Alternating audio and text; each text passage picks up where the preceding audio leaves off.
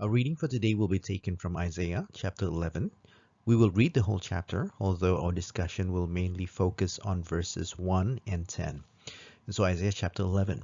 A shoot will come up from the stump of Jesse. From his roots a branch will bear fruit. The Spirit of the Lord will rest on him, the Spirit of wisdom and of understanding, the Spirit of counsel and of might, the Spirit of knowledge and fear of the Lord. And he will delight in the fear of the Lord. He will not judge by what he sees with his eyes, or decide what he hears with his ears. But with righteousness he will judge the needy. With justice he will give decisions for the poor of the earth. He will strike the earth with the rod of his mouth. With the breath of his lips he will slay the wicked. Righteousness will be his belt, and faithfulness the sash around his waist. The wolf will live with the lamb. The leopard will lie down with the goat. The calf and the lion and the yearling together, and a little child will lead them. The cow will feed with the bear. The young will lie down together, and the lion will eat straw like the ox. The infant will pray near the cobra's den. The young child will put its hand into the viper's nest. They will neither harm nor destroy on all my holy mountain, for the earth will be filled with the knowledge of the Lord as the waters cover the sea. In that day the root of Jesse will stand as a banner for the peoples. The nations will rally to him, and his resting place will be glorious. In that day the Lord will reach out his hand a second time to reclaim the surviving remnant of his people from Assyria, from Lower Egypt, from Upper Egypt, from Cush, from Elam, from Babylonia, from Hamath, and from the islands of the Mediterranean. He will raise a banner for the nations and gather the exiles of Israel. He will assemble the scattered people of Judah from the four quarters of the earth. Ephraim's jealousy will vanish, and Judah's enemies will be destroyed. Ephraim will not be jealous of Judah, nor Judah be hostile toward Ephraim. They will swoop down on the slopes of Philistia to the west. Together they will plunder the people to the east. They will subdue Edom and Moab, and the Ammonites will be subject to them. The Lord will dry up the gulf of the Egyptian sea. With a scorching wind he will sweep his hand under the Euphrates River. He will break it up to 7 streams, so that anyone who can cross over in sandals. There will be a highway for the remnant of his people that is left from Assyria, as there was for Israel when they came up from Egypt. And thus is the word of the Lord. All right, we've just read the whole chapter of Isaiah chapter 11. However, I want to focus our attention on a single metaphor that is being used here. In Isaiah chapter 11 verse 1, the Messiah is predicted, that is predicted that will come out from Jesse, from David, is actually called a branch from Jesse. And in verse 10, he is called the root of Jesse. And so the metaphor that is used of plantation of a tree that we can see here in Isaiah chapter 11 is actually quite commonly used in the monarchic kingdom, especially during the time of the decline of the kingdom. And for example, in Jeremiah 23 and 33, we can read the same thing, that the Messiah will be called the branch of David, a righteous branch. In Isaiah chapter 4, especially in verse 2, he is called the branch of the Lord. In Zechariah, that is chapter 3, and then chapter 6, the branch is called as God's servant. And then in Isaiah 11, verses 1 to 10, which we've just read, he is called the branch and also the root of Jesse. And these are the terms that we'll be focusing on, because I think this is something that is quite interesting for us to note as we are nearing, or we are already at the time of Christmas, where we are remembering the coming of that Messiah that was promised long ago, right? So about 600 years before the birth of Christ, Isaiah actually gave this prophecy. And so we shall look at these prophecies, and we shall look at how significant it is actually for this time of Christmas.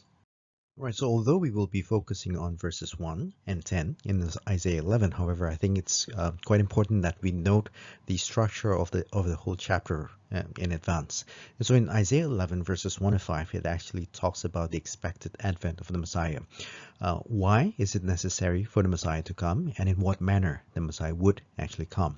And then in verses 6 to 9, it's talking about the shalom of the Messiah, how the Messiah's coming would restore the state of the kingdom of God into the time of Eden, when the wolf lived with the Lamb, when there was yet any bloodshed because of the fall to sin.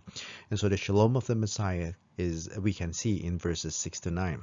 And then in verses 10 to 16, we are going to see the success of the Messiah, how the Messiah would work in bringing about the success which David before him actually failed to usher in. And that's the structure of the whole chapter.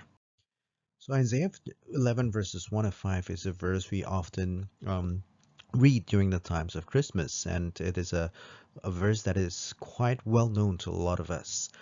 But despite its hopeful tone, right, what many modern readers often miss is how it is actually terrifyingly sad and hopeless for its original audience. In fact, that's the whole presupposition of the chapter, because Isaiah actually predicts that a Messiah would actually rise from the stump of Jesse. Now, if you look at the picture on the slide, a stump is actually the part of the tree that remains attached to the root after the trunk is cut down.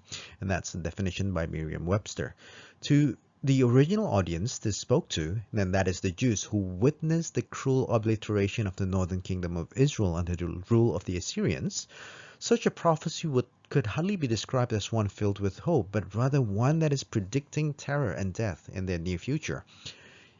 And for us, really, it's the same thing. For us to truly grasp the good news that came with the advent of Christ, which is prophesied in Isaiah 11, we also need to be made aware of the bad news first, because the bad news is really what makes the good news necessary.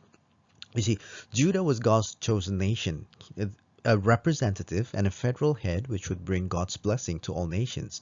God's blessing, as initially promised to Abraham, would grow and flourish and would include every nation in this world, but it would actually come from the covenant God made with Abraham. But Isaiah made this prophecy that Judah would become a stump, a dead, lifeless, cut down tree that can no longer bear any fruit. It's a dashing of all hopes. And such deadness would actually last for 600 years. Judah would struggle and hang on to the hope only to be disappointed over and over again for the next 600 years and experience even 400 years of prophetic silence when they would no longer hear from God through his prophets. Dead, abandoned, and almost forgotten. This is what a stump represents. Its existence only testifies to a former glory. It would be way easier, actually, to grow another whole new tree than to try to revive a dead stump. And it's actually a blessing for us that that is not what God is like. If I were the gardener, if I were doing the gardening, I would not actually bother with a dead stump. I would look for another fertile ground. I would grow a whole new tree, and I think I would have higher hopes of succeeding in growing a tree rather than putting a hope on a dead stump. But that is not what God is like. And so it is out of this horrific picture that Isaiah actually prophesies a shoot coming out of the stump of Jesse, from which roots a branch will bear fruit, in chapter 11, verse 1. This is nothing short of miraculous, and I think it has these purposes to give to us. The dead stump is a testament of man's total inability, or if you want another term, it's a testament of man's total depravity. The best of man just doesn't measure up. You see, Judah had its collection of good kings, even great ones. If you just read at the story of King Hezekiah, if you read the story of King Josiah, and of course, if you read at the story of King David, we know that these are faithful kings who tried their best to represent God to the nations they serve. But even their greatness were not sufficient. Even their greatness did not cause the kingdoms to be infallible. And in fact, the kingdom and the dynasty of David did eventually fall. And so the best of man just doesn't measure up. And that's what total inability or total depravity, whichever term you may use, is defined. We can never measure up to the standard and to the kind of righteousness that God would expect of us. And so the dead stump is firstly a testament of man's total inability. But secondly, I think it is a testament of God's faithfulness. Again, as I said, it's way easier for a gardener to grow another tree elsewhere than to try to revive a dead stump. But yet for God, there is no plan B. And it's not because of Judah's merits. You see, it's a dead stump. What else do you expect? It cannot grow, it cannot bear fruit, it can do nothing. But it is because of God's faithfulness that he continues on with his plan that he gave to David, that he gave to, but before that, to Moses, to Abraham, to Noah, and then to Adam. And so the fact that it is still the stump that God is working on is a testament of God's faithfulness. But third, I think it is a testament of God's omnipotence. Because even if a shoot grows from a dead tree, it is still a far cry from a flourishing and fruitful tree. And for that to happen, the tree needs constant and tender care to be pruned and trimmed whenever it is needed. And so that's what we're going to talk about next. But three things that I think the stump talks about. It is a testament of man's total inability. It is a testament of God's faithfulness. And it is a testament of God's omnipotence in bringing forth his plan to fruition. All right, so the Messiah is called here the branch of Jesse. A shoot will come out from the stump of Jesse. From its roots, a branch will bear fruit. And the branch in the English is already capitalized, so we know that it is referring to the Messiah. And it is here that I want you to actually consider what an article that I got from the web tells us about gardening and how to actually grow back a tree from a stump. And let's read what they say. All right, so this is from gardeningknowhow.com, and it says, and I read, if you are wondering how to grow a tree from a stump, the first step is patience. Stand back and see if the stump sprouts. When it does, there are likely to be more than a few sprouts. If you want a bush, let all of the shoots grow and trim them when they get to the size you want. If you hope for another full-size tree, you will need to pick the best shoots and remove the others. Select one or two of the tallest shoots that are growing from the ground near the stump, not those growing from the stump. Those sprouting up directly from the stump may not develop a strong enough foundation to become a large tree. Keep cutting back all other shoots until they stop growing. And that's from gardeningknowhow.com. And we shall not look too much into the metaphor in case we overinterpret the imagery. But we can definitely see in the picture how impossible it was for a stump to be restored, and how impossible it was to achieve this without a skilled gardener. And I think this is what Isaiah tries to bring into the picture when it talks about a shoot that sprouts up, and a branch from the stump. It is not easy for that branch to grow big and to become a flourishing tree. And it's almost impossible for that to happen without a gardener taking care, extreme care, and pruning and trimming the tree to get to the size, to get to the shape it wants. And that is what this metaphor is talking about. And so when we read about the Messiah being the branch of Jesse, a shoot will come out from the stump of Jesse, from his roots, a branch will bear fruit. We can see that this is something that will not happen because of man's performance. It is a dead stump. It can no longer do anything, can no longer bear fruits, nothing. But for this to happen, the gardener has to intentionally take care of the plant. He has a whole lot of long-suffering patience to wait until the tree would grow back to size.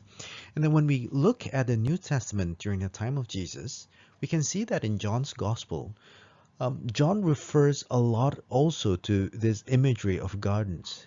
And it notes of Jesus referring himself to a similar metaphor, but now introducing himself as the true vine and the Father as the gardener. So John 15, where that is from, presents God as the skillful gardener who not only has patiently caused the stump to be brought back to life, he now declares every branch as already clean and able to bear fruit, but only and only if it remains attached to the vine. John 15 offers the same promise that Isaiah 11 gives, one of fruitful living. So a stump will come out from the stump, a shoot will come up from the stump of Jesse. From his roots a branch will bear fruit. Our fruitful life is only possible if we are attached to the true vine, if we are attached to the branch of Jesse, as was prophesied in Isaiah 11. All right, and after verse 1, we shall jump a little bit now to Isaiah 11, verse 10.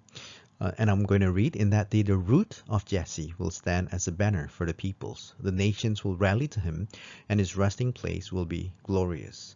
And so in verse 1, we are told that the Messiah will be the branch of Jesse. However, in verse 10, he is now the root of Jesse. And so this metaphor becomes quite confusing if we try to put that into a projected image. How is one a branch and a root? And so we've got to understand that this is something that the Old Testament and the New Testament, of course, often does. Jesus is both the priest, but he is also the sacrifice. He is both the prophet and also the word of God. He is the king, and he will execute the law and fulfill the law of the Lord. And so all of these metaphors are all being fulfilled in one person, and that is Jesus Christ. And in the same way, Jesus is now the branch of Jesse, but also the root of Jesse.